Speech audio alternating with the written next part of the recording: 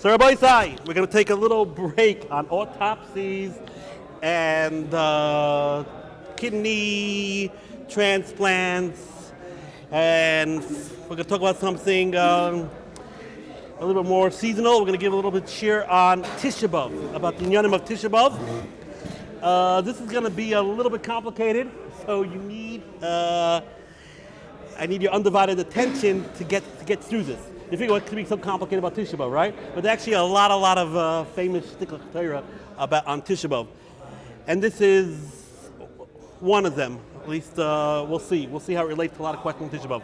So, the questions that we're going to be dealing with: does a chayla she'ein by sakana, someone who's sick, he has strep, whatever it is, but he's sick, does he have to fast on Tisha B'Av? Does he have to fast on Tisha B'Av? Right? I'm not talking about a guy who's fasting and doesn't feel a little bit good, has a little headache. I'm talking about someone who's legitimate, has something wrong with him, he has a temperature, but there's no sakana. There's no question about his life. Does he have to fast? That's question number one. Question number two: can you smoke on Tisha B'Av? Right? That's a big. Can you smoke at all? That's not our. Obviously, you can't smoke. You're not supposed to smoke. That's not the issue. The issue is people do smoke. Are they allowed to smoke on Tisha B'Av? Right? Question three: if you do have to eat on Tisha B'Av, do we do it like we do it on Yom Kippur? Right? People have to eat on Yom Kippur. I'm sure you see in the shul sometimes old people. So they have these little cups, and they drink a little bit. It's called shioram. And then they wait 9 minutes, and they drink a little bit more, right? And they eat a little bit, and they wait. Because on Yom Kippur, we try to make sure that you eat less than the shear. We try to make you eat cheti shear, which is less than the requisite amount to be over a lav. So if you space it, you actually will not be over at least the cardinal lav of the Torah. That's called cheti shear. On Tisha B'Av, a guy's sick. Do we tell him, eat a little bit, wait 9 minutes? Or is that only by Yom Kippur? Only by Yom Kippur we have that stringency. We don't have the Yom Kippur on Tisha B'Av. Is that yes or no? Right? Someone who does have to eat on Tisha B'Av, and the doctor says, you could fast for 12 hours. You could fast for 12 hours. Should he break the fast during the night 12 hours or during the day 12 hours? Which 12 hours should he keep? Okay?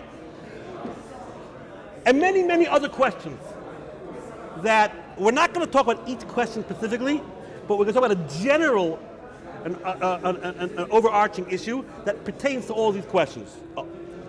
And all these questions seemingly have its source in the Navis Zechariah.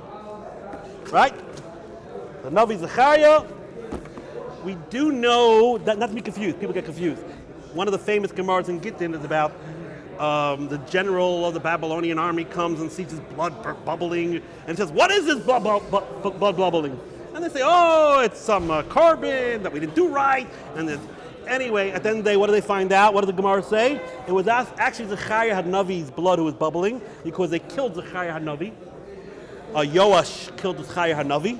And Nebuzaradan killed like hundreds of thousands of people, and in order to pacify the blood, and it kept the bubbling, and Nebuzaradan said, Zechariah HaNavi, do you want me to kill all the Jews? And then the blood subsided, it stopped bubbling, and at the end it says, this Nebuzaradan, for some reason or other, was so impressed by this that he became a ger. That's the Gemara there. But that's the Gemara, it's Gemara Gittin, right? That is not the Zechariah HaNavi that we're quoting here now. That is the Zechariah HaNavi in the first Beis HaMikdash, right? And the story, they killed him because Yoash wanted to be Avodah Zarah. Yoash made himself a deity. There's another Zechariah, the second Zechariah, which is the time of the second Beis HaMikdash. And we know that the Jews started building the second Beis HaMikdash. And they sent the message to Zechariah. They said the message to Zechariah was in the 4th year of Daryavesh, meaning it was in they almost finished building the second Beis HaMikdash. They finished building the second Beis HaMikdash in the 6th year of Daryavesh. And they said, Ha'efka b'chodesh ha'chamishi, he nozer, kasha asiti zeh kama shonim. They asked Zechariah, again the second Zechariah, should we fast on Tisha B'Av? Should we fast on Tisha B'Av? Hey, the second Beis HaMikdash is being built. Things are looking up for the Jews, right? That's not too often such things, but things are looking up for the Jews. So hey, should we fast? That was the question that was presented to Zechariah. So of course the Navi like that in his inimitable fashion, first starts going on a tirade. Oh, you think I ever wanted your fast in the first place? I just wanted you to be good people. He goes on and on, a bunch of psukim. You think God needs your fasting? I didn't want to fast. He wants mishpat, emes. He wants chesed. He wants people to like it. He wants people to take care of orphans and almanas and Rabbis and Ohr Somayach. He wanted people to be taken. Yeah, okay, on and on and on. They say, okay, bottom line, Zechariah, we've heard this before. Bottom line is, should we fast or not? So you go like, so we have this is famous psukim. Ka yom Hashem, Soim haravi, Soim hachamishi, Soim hashvi, Soim hasiri, Yir lebeis Yehuda, lesasan ulesimcha, lemoyadim toivim, ve'emes ve'shalom ehavu. So Zechariah says, the 4 fasts, right? We have to realize something here. The 4 fasts are in the Navi. That's going to be the whole shiur it's going to be about. They're divrei Kabbalah. It's not going to be deraisa. You're not going to open up a chumash and see that you have to fast on Tisha B'Av because the Beis Mikdash wasn't destroyed when Moshe Rabbeinu wrote the chumash, right? Right? You know your history, right? That much you know. The Beis Mikdash was not destroyed when Moshe Rabbeinu was around, right? So you're not going to open up a chumash and you ain't going to find anything about petition of the chumash. If you do, you got to get yourself a different edition, right? But what you will find is in the Navi explicitly talks about the 4 fasts, and therefore they are a divrei Kabbalah. Divrei Kabbalah has nothing to do with the Hijiwibi Kabbalah, like a Rizal. Kabbalah in the Gemara means it comes from the Navi, right? It comes from Navi, and it says there openly that Zechariah said the same Haravi. What's same Haravi? Tammuz, because in the 4th month. You're like, Tammuz is the 4th month? That's right. If you count from Chodesh Nisan, it's the 4th month. Because even though that's a whole share in itself.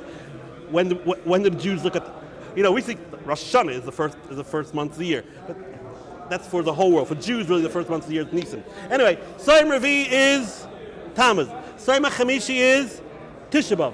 Soim HaShvi is Som Gedalia. Right? That's Rosh Hashanah. That's Som Gedalia. Tishrei. Soim HaSiri is Tevis. Right?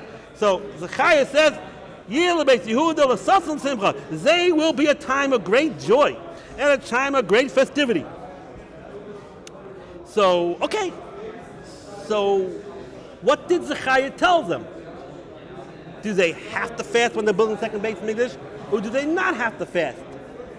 So you'll say, well, this pasuk says that the fast days will be a day of joyous jubilation and festivities. But it's not so clear when is this pasuk talking about. Because right after this pasuk, it talks about how everything is going to be so wonderful, and all the goyim are going to escort the Jews when they go to Beit HaMikdash, and there are going to be 2,800 goyim escorting every Jew. Because it says here, there's going to be 10 Gentiles from each nation holding on to one corner of a Jew's garment. So 10 times 7 is 70. 10 times 70 is 700. And it's 4 corners, 2,800. Right? So every time you're going to go up to Eretz Yisrael, at some point in time, there'll be 2,800 goyim escorting you, right? Because there are 700 on each corner. What? 70 nations times 10 is 700. It says each corner will be 10 times 70, right? Aberconvoys, four corners. So you got 2,800. So, and that's the psukim right after, like the next 2 psukim.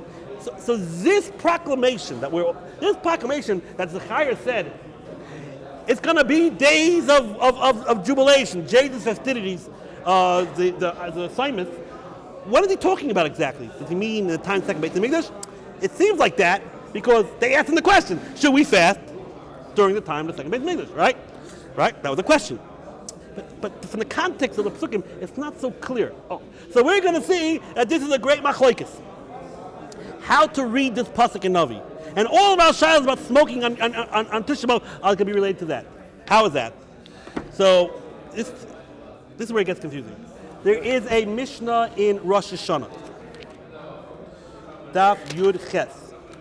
The Mishnah says like this. We all know in the good old days, how would they how would they decide when Rosh Chodesh was? By the moon, right? And nowadays it's still according. Even nowadays it has to do with the moon. That didn't change. But in our days, we have a set calendar based on Hillel the second, right? A very late Amoira. But in the good old days, we all know the new moon was established by testimony from witnesses. So the witnesses would come over to Bezdin. Yeah, we saw the new moon, and Bezdin would say, "Oh, wonderful!" Meaning, every chodesh has the potential of being 29 days or 30 days, right? That's it. It could be either 29 days or 30 days. That's right. So we have to know how long is the previous chodesh. That's really what it's about. Is the previous chodesh 29 days? Then on the 30th day, it's the new chodesh. If the previous chodesh is 30 days, then the Rosh Chodesh will be on 31 days. So it comes out, if you're just using your brain a little bit, since all of our Yom Tovim, except for Shabbos, it don't make a difference what the day of the chodesh is. Irrelevant. But all the Yom Tovim are based on the day of the month, right? Pesach is the 15th of Nisan, right? Sukkot is the 15th of Tishrei, right? Yom Kippur is the 10th of Tishrei. So you really got to know when Tishrei starts. It's very important for you to know when the month starts. Because if you don't know when the month starts, so the truth is, a lot of the populace of Klal Yisrael did not know when the month started. Can you imagine that? That's what happens. It comes out, and that's why we have the two. In our days, we have the concept of 2 days of Yom Tov, right? You know, you figure God would set up the system a little bit better, that it wouldn't be that way. It's like that's a philosophical question. He set up a system that we actually don't. A lot of people don't know when the Yom Tovim are. That's really strange, right? But we're not doing here philosophy right now. The bottom line is, in the times of the Beis Hamikdash, what did they do? They used to send out messengers. They would say, okay, they would decide when Rosh Chodesh was in the Bezdin, and right away they would send out messengers, but they only got so far. How far could they get already, right? They didn't get to America, right? How far could they get? So, okay, however far they got, they would know wherever they would reach. Those people in the Goyla or who were out of Eretz Yisrael or out of Yerushalayim would know exactly when the Rosh Chodesh was and ergo, and therefore they would know when the Yom Tov was. Now, it says over here in the Mishnah, 6 times they would send out these messengers. Out of the 12 months, 6 months they would send it out. Only 6 months. They would send it out when there was no Beis Hamikdash. When? They would send out the messengers for Nisan because they needed to know when Pesach was. They would send it out for Av because they needed to know when Tisha B'Av was. So right? Elul because they needed to know when Rosh Hashanah was. They would send it out for Tishrei because they needed to know when Sukkot was. Kislev, they would send it out for Hanukkah, and Adar because of Purim. Those are 6 times. That's it. That's the Gemara. Oh. So it's from this Mishnah. It says they would send it out on Rosh Chodesh Av in order to make sure that everyone who's out of Yerushalayim or a little bit out of Yisrael would at least know when Tisha B'Av was. The messengers hopefully would get there before 9 days, and everyone would know. So the Gemara asks the question, wait 1 minute. Why did they send out for Tammuz and for Tevis? Why did they send out for Tammuz and Tevis? There were other days of fast. Why does the Mishnah only say they would send out only for Av? They should send out for Tammuz, that people should know when your Zayin B'Tammuz is. They should send out for Tevis, so people should know when your B'Tevis is. That's the Gemara's question. So the Gemara quotes our pasuk. The Gemara quotes our pasuk, and the Gemara says the pasuk is funny. The pasuk says over here that the days of fasting will become a days of Yom Tov. So the Gemara is bothered by why does it refer to it as days of fasting if where in this pasuk itself it's referring that they will be days of Yom Tov. I mean, it should have just said in the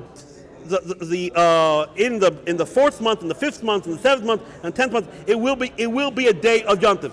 By the fact that the pasuk still calls it a days of fast implies that there still remains a residual of fasting. That's what the Gemara is bothered by over here.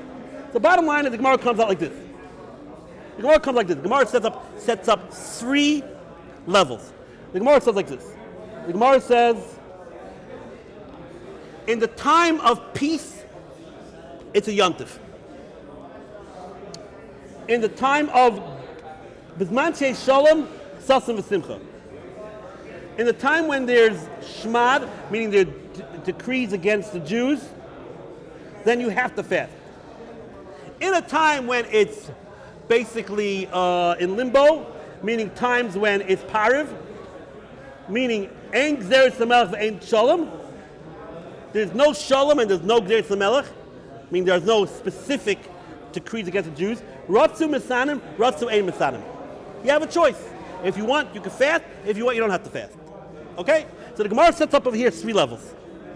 There is a time, level 1 is, it's a yontif. The fast actually turned into a yontif. There is a time where you must fast. And there are times when it's optional.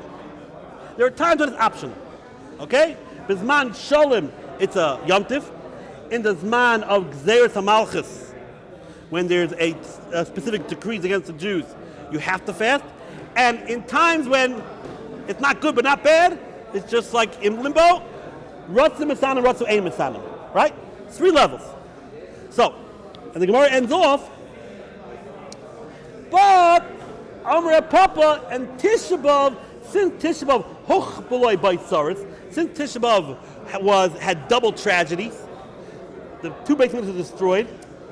So there, even in the times of volunteering, basically we said you should fast. Okay? Like I said, it's going to be complicated. But let's get it. This is basically the way Rashi learns the Sukkah. Rashi learns the Sukkah like this. In the times of the second base of Mikdash, he's saying the pasuk said, Zechariah said, don't fast. Not only don't fast at the time of the second base of Mikdash, it's also to fast. You have to make a yontif. In times of the second base of Mikdash, they were not allowed to fast. Not for anything. Not for Tisha B'Av, not for anything. It was considered a yontif. Right? Oh. In our days,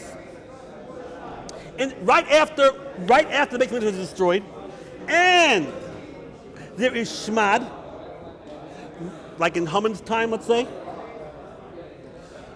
then you have an obligation to fast. Right when the Beit Mikdash was destroyed, when things were going bad, and there were times when the government was against the Jews, you had to fast everything. In our days, it's voluntary. In our days, you don't have to fast. You don't have to fast Yeshivat Ohr Somayach. You don't have to fast Sam Gedalia. You don't have to fast Yud B'Tevis. Oh, and the Gemara said, and the truth is, Tisha B'Av, they said they made an exception for Tisha B'Av. Shining Tisha B'Av, hoch b'loi p'saris. In Tisha B'Av, they made an exception. We're going to have to talk what that means exactly. But now let's put it all together. We asked the question, why in the Mishnah doesn't it say that they would send out messengers to make sure that everyone would fast the right day for Yud Zayin B'Tammuz and for Tevis? They only send it out for Tisha B'Av. The answer is, the Mishnah is talking about when in our days, basically, there was no Beis HaMikdash anymore. It's true there was no Beis HaMikdash anymore, but there's no specific Gzeres Malchus against us. The Mishnah was written in a time when there was no Beis HaMikdash, this Mishnah was written in a time when there was no Beis HaMikdash, but there was no specific decree against the Jews. So basically, in that time, you don't have to fast. It's optional. It's voluntary. You don't have to fast Yud Zayin B'Tammuz. You don't have to fast Yud B'Tevis. You don't have to fast. Tisha B'Av, they said even though it's voluntary, but they made an exception for Tisha B'Av. So it comes out according to Rashi, basically, what it says over here, in the year 2022, basically what it says here, you do not have to fast. Not for Tammuz, not for Yud Zayin B'Tammuz, not for Yud B'Tevis, not for some Gedalia. In principle, it's voluntary. And that's halacha. This is halacha. In principle. When I say in principle, I mean in principle. Because everyone fasts nowadays because we basically all volunteered to yes fast. And one guy can't wake up and say, I don't want to fast. It's a community. It's whole machlokes. Is it the whole Klal Yisrael? Do you look at each community? Anyway, it's a moot. You better fast. But in principle in halacha, it's all voluntary that we fast in our days for the 3 fasts. For Tisha B'Av, we're gonna have to talk about. That's gonna be the part of this year. In Tisha B'Av, it seems that there's an exception to the rule. We have to understand what that exception is. It seems that there's an exception to the rule. We have to know exactly what the exception was. But at least for Tisha B'Av, you don't seem to have. You have less leeway because that's what we're saying. This Mishnah that says they send out for Tisha B'Av, they didn't send out for Tammuz and for Tishrei, for Sam Gedalia and for Tavis, because it's really voluntary, so it doesn't make much of a difference. But Av, we want to send out for. Okay, so this is the way Rashi learns these psukim. So he learns the psukim according to Rashi that Zechariah said, don't fast in the second Beis Hamikdash. When there's a time to Shmad and there's no Beis Hamikdash, meaning in the Holocaust, I would say that you had no right to volunteer. Maybe now in 2022, in principle, you could volunteer. 23, oh, 23, wow. 23. Time flies by when you're having fun, right? 2023, right? With 2023, so Take, in principle, it's voluntary. In principle, you can volunteer. About Yud Zayin B'Tammuz and Asar B'Tevis. But because there's no Beis Hamikdash, but there's no special gezerah against us, right? In principle. But in the times of the Holocaust, where there's no Beis Hamikdash and there's definitely at times of a Shmad, then you would have to fast. You couldn't volunteer, and it would be a fast midivrei Kabbalah. It would be a fast in the times of the Navi, right? Okay, there's a whole shiloh where we say when there's no Beis Hamikdash and time Shmad, that means for a city, for all Klal Yisrael. But I think the Holocaust would suffice to say that it was the times of Shmad. Okay, we're going to get back to this. The Rambam has a whole different take. The Rambam has a whole entire different take. The Rambam is talking about this Mishnah. And the Rambam says here like this. Famous Rambam. The Rambam learns that this Mishnah was talking in the times of the Beis Hamikdash. Okay? It's going to be very confusing. I can't go through all the Gemaras because a lot of different Gemaras. But the Rambam says, this Mishnah about the times of the Beis Hamikdash. The Rambam says like this. In the times of the Beis Hamikdash, they would not fast for Asar B'Teit Shivat B'Tammuz in the times of the Beis Hamikdash. It was voluntary.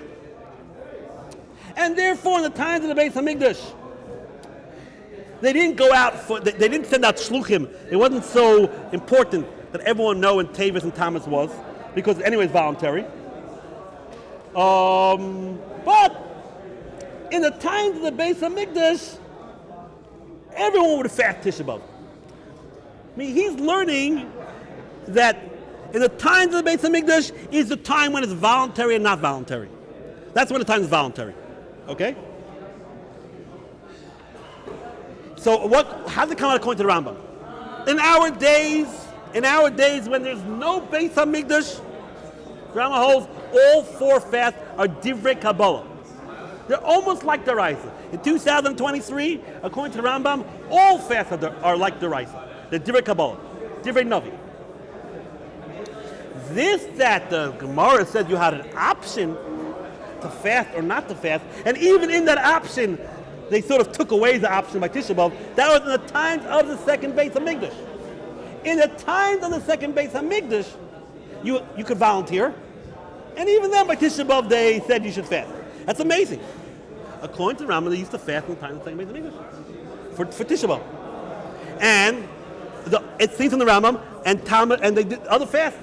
Some people did, some people didn't. It was volunteer. Why? Because Rambam obviously holds the times that everyone knew that the second Beis Hamikdash was not going to be permanent, and everyone knew that the second Beis Hamikdash was not a very good situation, right? We were missing the 5 Nisim, and most of the times we were under outside control, right? If it wasn't the Persians, if it wasn't the Greeks, if it wasn't the Romans, it was a very short period of time that we had autonomy, right? So the Rambam holds that in the second Beis Hamikdash is the time of volunteering. But in our days, the Rambam holds, there's no volunteering nowadays. In our days, it's divrei Kabbalah for all 4 fasts. So you're going to say, wait a minute, Rabbi, fine.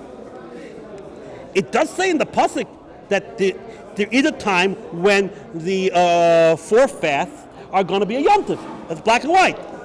So the Rambam himself asks this question.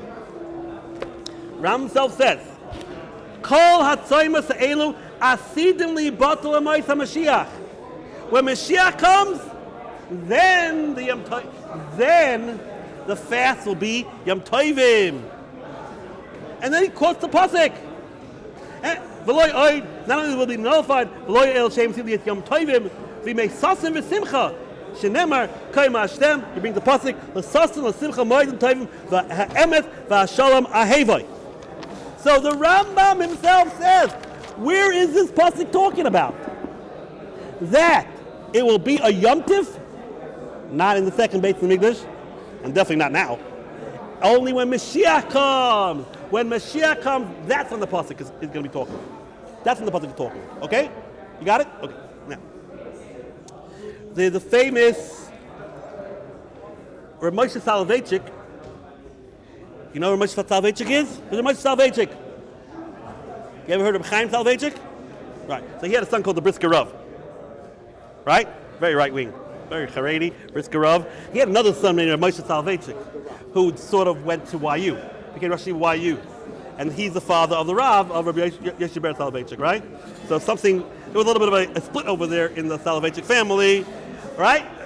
Rabbi Soloveitchik was a huge Talmud Chacham, and he wasn't modern Orthodox, not in any sense. You ever see a picture of him? He was not modern Orthodox. Don't worry about that. But it just split off that the Brisker Rav and Rev Moshe Soloveitchik. So Moshe Soloveitchik was a huge Talmud Chacham. He has his own farm, and he brings down an interesting point. He says, if you look at the Rambam, we're going to go through this again. Don't worry, we'll make it all clear. But if you look at the Rambam, when the Rambam quotes the pasuk here about whether it's going to be a Yom Tov or not, the Rambam quotes the whole pasuk. And there will be a day that it will be a Yom Tov, Yir Beis Yehuda, the Sasam, the Simcha, Ulamoyed, Im Tovim, V'ha'emet, V'ha'shalom Ehevoi. And the peace and love is going to be, everyone's going to love peace and love, and it's going to be a wonderful situation in the world. That's a simple pshat. That's the simple pshat of the pasuk. So why does the Rambam have to bring out these last words? The emes v'shama heva. It's not really relevant. He should just say the times of Mashiach, like the pasuk says, these days will become a Yom Tov, right? What do you have to bring the last? The emes v'shama heva. The Moshe Soloveitchik is saying the Rambam is coming to go against Rashi. Rambam is coming to prove that Rashi is wrong. Good. According to Rashi, when is this psukim talking about? When is it a Yom Tov? Rashi learns it's a Yom Tov in the second Beit HaMikdash. According to Rashi, the prophecy of this pasuk that the 4 fasts will be a Yom Tov, Sasel L'Simcha, Umayad Dim Tovim is in the second Beit HaMikdash. The Rambam says, no, Sari Bob, ain't nothing too good going on in the second Beit HaMikdash. There was no love. There was nothing, it wasn't so good going on in the second Beit HaMikdash, right? Things are pretty lousy actually in the second Beit HaMikdash, you must know, right? You got Herod over there. There were not good things going on in the second Beit HaMikdash. That's the end. So, where is this pasuk happening? When Mashiach comes. Now, if you know the famous Medrash, what's the famous Medrash? Right? This is a very famous Medrash, I'm sure you all know it. Based on a pasuk in Tehillim. When God created the world, they were pro creation, they're pro people, they were pro creation, and there was anti-creation, right? Remember the pasuk in Chumash? God got all the malachim together and said, should I create the world or not? So the Medrash brings down based on psukim, Chesed emes nifkashu, tzedek v'sham nashayku. So Chesed said, yeah, create the world. It's a great idea, create the world. People are good. They do charity. They do merciful things. They're compassionate. They do chesed. Yeah, create the world. And then Emes got up. Emes said, no. God, this is a bad endeavor. You should invest in something else. Maybe in Mars. Do not invest in Earth. Because no people are truthful. They're all deceitful. Right? All duplicitous. You can't. So Emes said, don't create the world. No. Tzedek, righteousness, yeah, there are some righteous people in the world. They set up the court system. Create the world. Shalom said, no, do not create the world. There is no peace in the world, right? Follow Ukraine, follow what's going on in the root. There ain't no peace in the world. So that's what it was. it was emes and shalom on one side. No, don't create the world. Don't create the world. Don't create the world. What's that? Moshe, you wish they won? No, too bad. They lost. Chesed and Tzedek said, create the world, create the world, create the world. So what does the end of the pasuk say? The Tishlach emes arza. Emes was thrown to the ground, and God said, be quiet, emes. I don't want to hear what you got to say. I'm creating the world, right? That's the Medrash. You have to look up the Psukim Tehillim. It's not talking about this at all. But the Medrash sort of like make homiletic drasha based on the Psukim, right? Okay. So it comes out like this. If we talk to Mr. Emes and Shalom, they're not happy campers. They don't want the world to be here. They don't want the world to be here. Right. Do you think that Mr. Emes and Shalom were very happy in the time of the second Beis Hamikdash? No. There was no Shalom in the time of the second Beis Hamikdash. You ever heard of the Hanukkah story? There wasn't a lot of Shalom in the time of the second Beis Hamikdash. Right?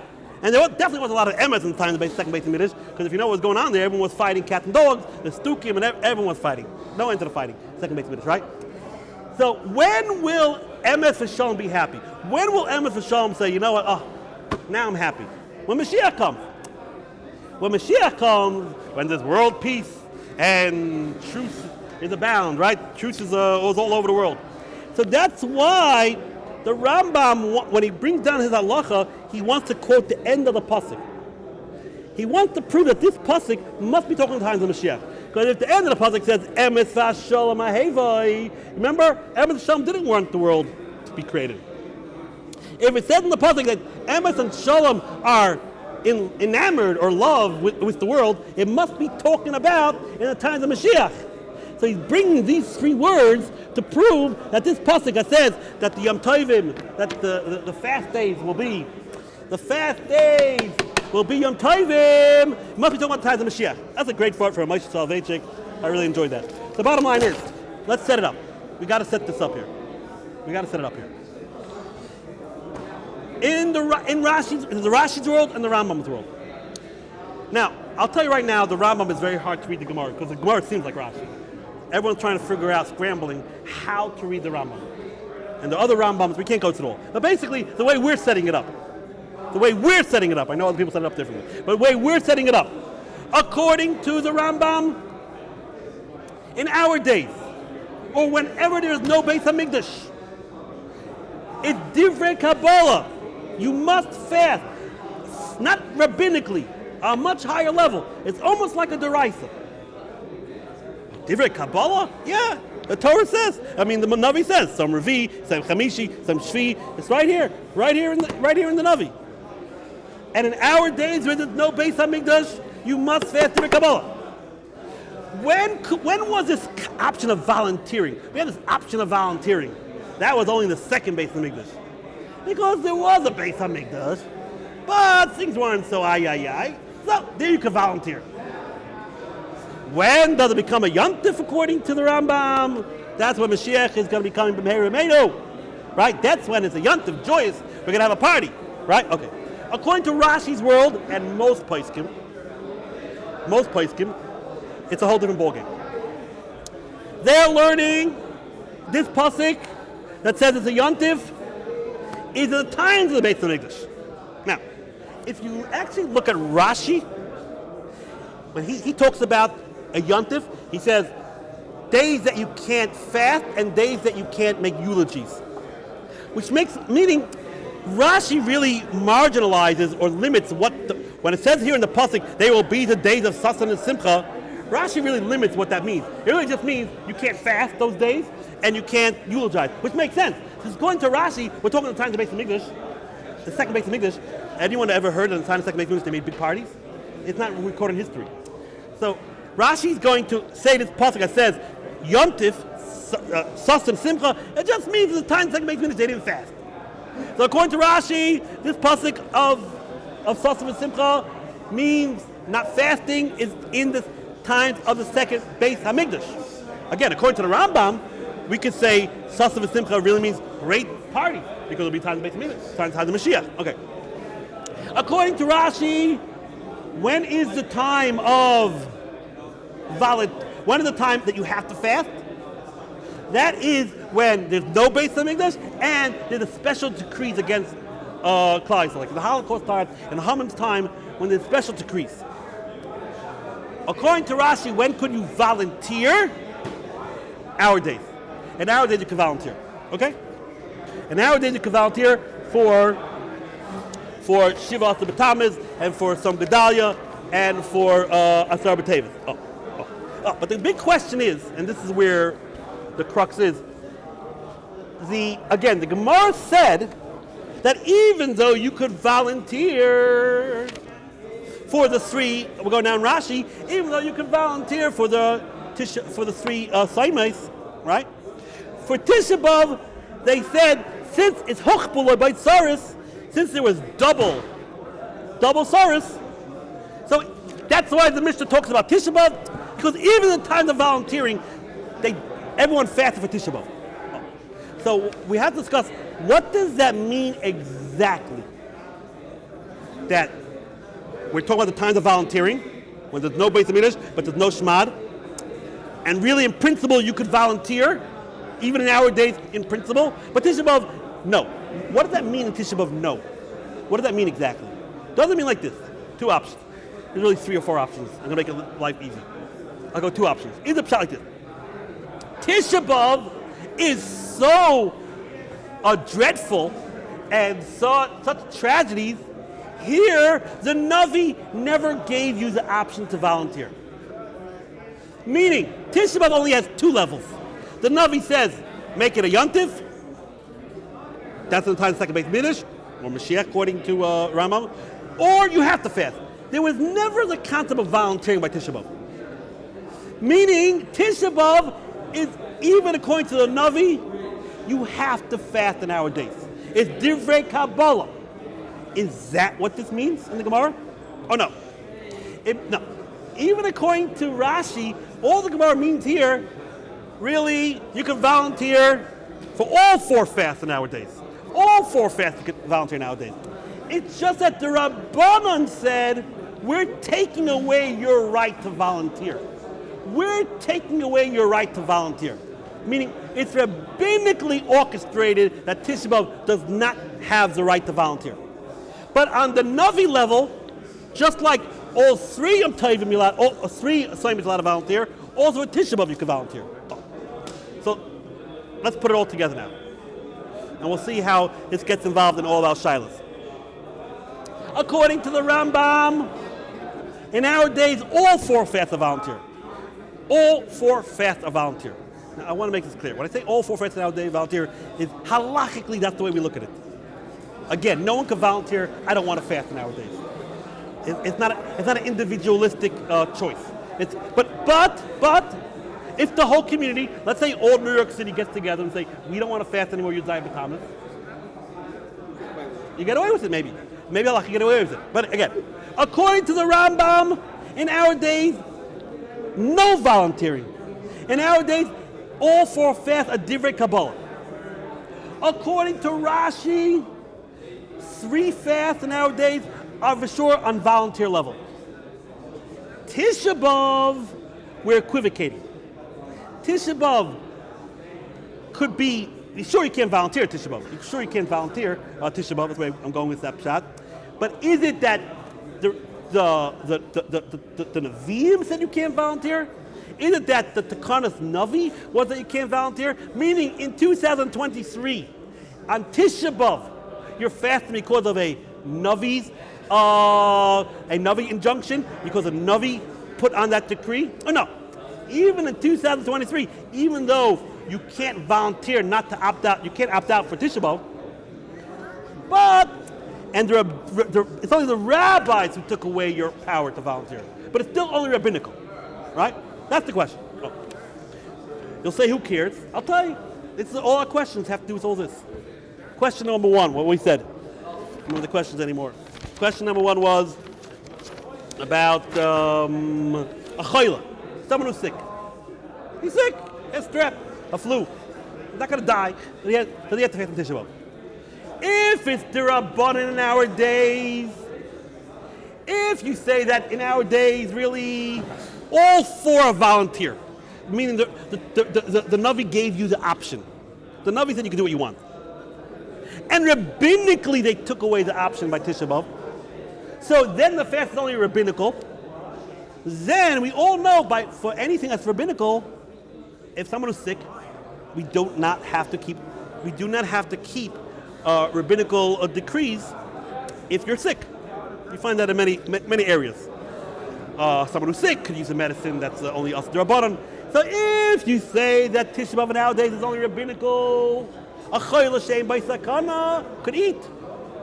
But if you say nowadays Tisha B'Av is midivrei Kabbalah, if you learn the Pshat Gemara Shana is saying that the Navi didn't give you the option by Tisha B'Av. The Navi said either Tisha B'Av is a yontif or fast. There's no voluntary. If that's the Pshat, then now if it's divrei Kabbalah, there's no cool. Divrei Kabbalah is like a deraisa. Divrei Kabbalah is like a deraisa. So then a chayil she'ein bei sakana would have to fast. It's like a deraisa. On Yom Kippur, a chayil she'ein bei sakana has to fast. Of course, you have strep. You don't fast on Yom Kippur. Of course, no question about it, right? Oh. What was the other question? Can you smoke on Tisha B'Av? So the Rabbi Yosef and many others, it has to do with this. If you're going to say nowadays Tisha B'Av is only Rabbanon, then you can smoke. No, Rabbanon. You don't got to smoke. He's not really eating. Yada, yada, yada. The kids are at the chatzos in a private room, smoke away. Okay? Because it's not really eating. But if you say that Tisha B'Av nowadays is Nidivrei Kabbalah, then the place can say, if we're going to go that way, then no. We can't start playing games. Divrei Kabbalah is like Yom Kippur. You can't start playing games. You can't start saying, we're not too sure if smoking is like eating, is not like eating. You ingest it. They talk about cigars, where you just put the smoke in the cheeks, and then you don't inhale cigarettes, you inhale. They get all involved. They talk about hookahs, where there's water originally, there's water. But if it's Divrei D'Rabbanan, you can smoke. It's only D'Rabbanan anyway. But if you say that Tisha B'Av nowadays is Divrei Kabbalah, right? So then you can't smoke. So again, according to Tosfos, according to the Rambam, all fast nowadays are Divrei Kabbalah. All fast Divrei Kabbalah. According to Rashi, we're equivocating about Tisha B'Av. Okay. What about the shioram? Same thing. If nowadays fasting is Divrei Kabbalah, then we should, a sick person who eats, but we should try to minimize his eating. We try to minimize Isser, because it's like a deraisa, so we should eat shioram. But if you say it's only D'Rabbanan nowadays, Tisha B'Av, then you don't have to be so makbid about it, right? I can't get involved because I'm going to get to also about the question which 12 hours you should fast. It's a whole complicated, it all has to do with this, right? So bottom line, Rabbi say, bottom line is you have to answer your local Orthodox rabbi what he's going to tell you about smoking on Tisha B'Av, what he's going to tell you about eating on Tisha B'Av, about shioram on Tisha B'Av, what he's going to tell you about someone who's sick on Tisha B'Av. It has to do, the overarching issue is this. Again, according to the Rambam, the sure it's Divrei Kabbalah. Even all four fasting nowadays Divrei Kabbalah, because there's no base of English. So, there shouldn't be any leniency. According to Rashi, most poskim, I'll give you the bottom line, most poskim understanding Gemara Shana is that really all four fasts are voluntary. Really all four fasts are voluntary nowadays. The Rabbanan took away your option to volunteer by Tisha B'Av. But it's only rabbinical. Most poskim nowadays, but the place say, in times of Holocaust, it comes an amazing thing. According to this, I'm just kidding. Can you smoke on Tisha B'Av? Yes. During the Holocaust, if you have to have a cigarette, no. Because during the Holocaust, for sure it's not volunteer Tisha B'Av. Because in the Holocaust, it was for sure Shas Mada, right? I'm just setting it up. So, Chayla Sheish by Sakana. In principle, Shein by Sakana. Could he eat it nowadays? In principle, yes. Again, go to your Orthodox rabbi. But in the Holocaust, if you got food, I mean, you should be eating now. But in principle, in the Holocaust, it's even Rashi would hold this Divrei Kabbalah because it's there's nobody in time of Shema, right? Oh. So now, it comes out that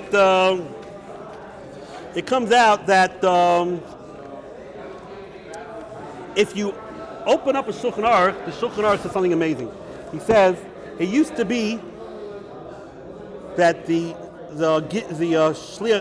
Gabbai, he would announce days of fast. And we get up there and say, Yud Zayin B'Tamez, remember guys, you gotta fast. Sam Gedalia, remember guys, you gotta fast. So you do it on the Shabbat before. But the Shulchan Aruch brings down For Tisha B'Av, the Gabbai didn't have to do it. The Gabbai wouldn't get up and say, oh, by the way, Tisha B'Av is coming up, you got to fast. So you would learn that, people forgot about the Asar B'Tevis, people forgot about Yizai B'Tamas, people forgot about Yisrael Gedalia. So he had to make like an announcement, like we do Kiddush HaChodesh, like we do a Birkat HaChodesh.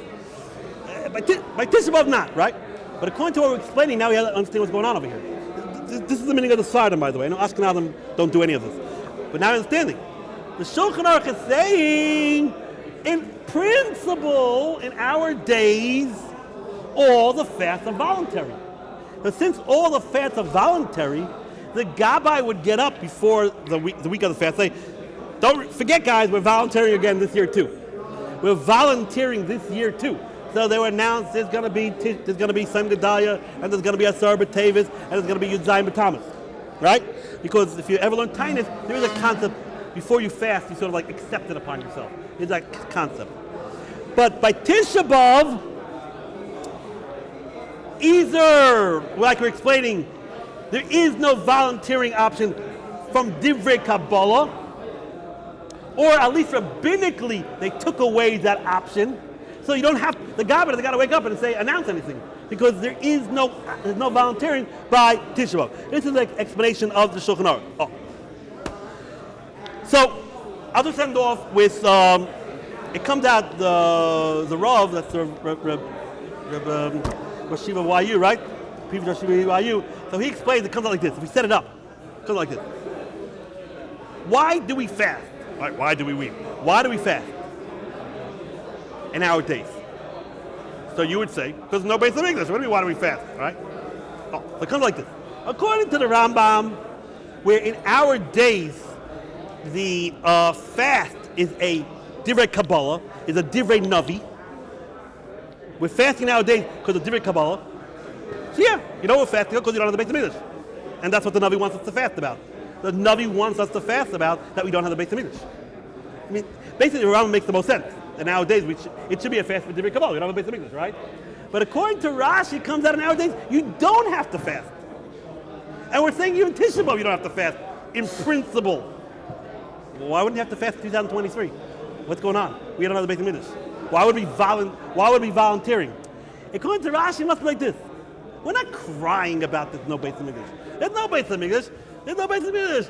We're not going to cry about spilled milk. It was. Finish.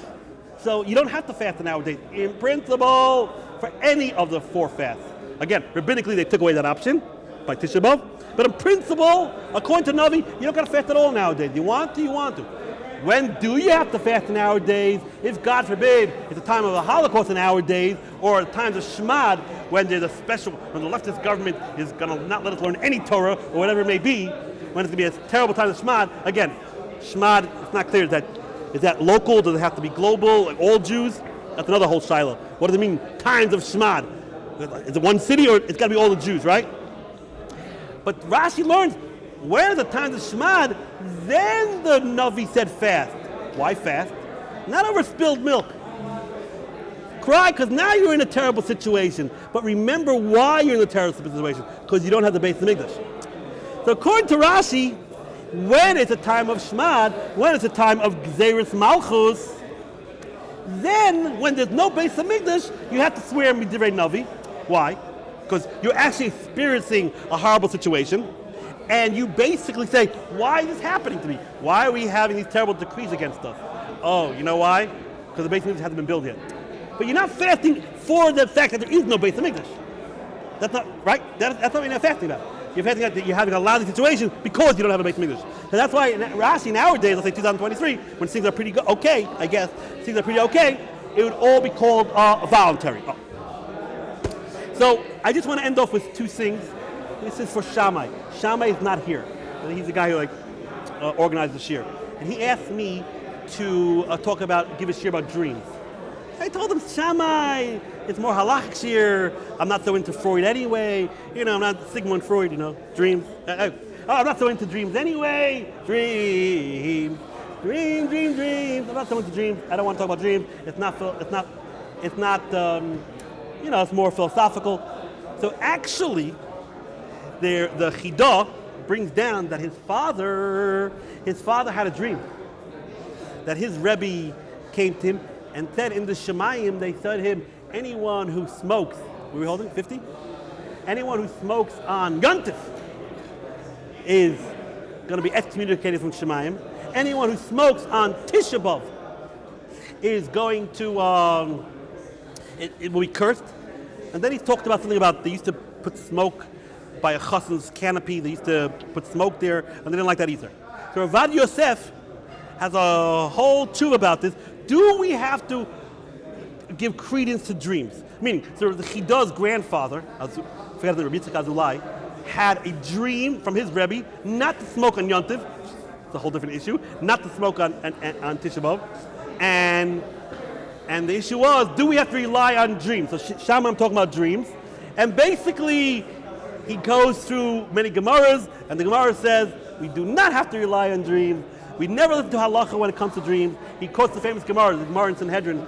The Gemara in Sanhedrin, a guy had a dream that his father left him a big treasure or a lot of fruit in a certain place. The father died. He didn't know where the father's stash was. And in the dream it says, it's over there on Avenue T. And by the way, it's Kegdish. He actually went to Avenue T and he found the money. And the rabbi said, keep the money, you don't got to worry about the Hegdish issue. Meaning, he used the dream just to figure out where the money was, but he didn't have to listen to the dream about the Hegdish issue. Rabbi Yosef goes through a whole entire litany of sources. You do not have to listen to dreams when it comes to halachic issue, and therefore, Rabbi Yosef goes through, not all of this, he briefly mentions this. He mentions, he holds, if you want to smoke, better not to, but if you want to, it's not the end of the world, you're allowed to smoke, and he goes through the whole thing. It's only D'Rabbanan nowadays, not like the Rambam, and even Rashi's probably D'Rabbanan, but it's only D'Rabbanan. Okay, now, what I did find in this tshuva, he brings out something amazing. There was someone named Knesset HaGedolah, a very famous pasuk, and he also goes to town against people, this was the year 1600, he also goes to town against people who smoke on Tisha B'Av. Goes to town, we got to excommunicate them, they're terrible, right? Bottom line, people do smoke nowadays in Tisha B'Av. They smoke in private, that's the bottom line.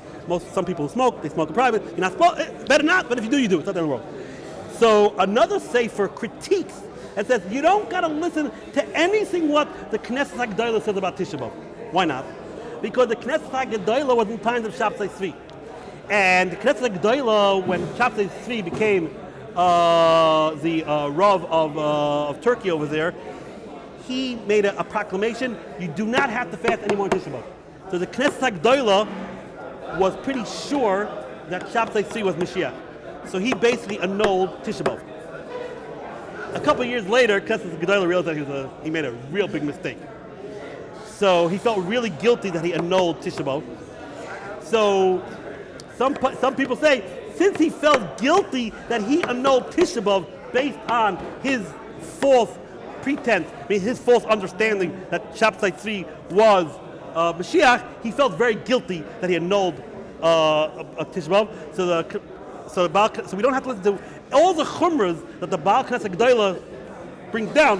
Right? Baal Knesset HaGedolah is a big poisik. It's not like he's like a big poisik. All the chumras that the Baal Knesset HaGedolah talks about Tisha B'Av, including not to smoke on Tisha B'Av, you don't got to listen to. Because he just did it because he felt guilty that he annulled mistakenly Tisha B'Av. I thought that was an interesting piece of information. Okay, Rabbi side, hopefully we'll be Mekayim the Psukim like we have over here.